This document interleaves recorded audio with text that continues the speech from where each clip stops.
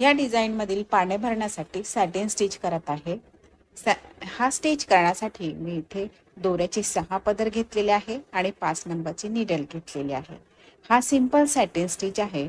Satin स्टिचचे आणखी प्रकार आहेत, जसे की vertical satin stitch, horizontal, slanting, satin stitch with shading, तसेच satin stitch with outline, satin stitch with contrast outline.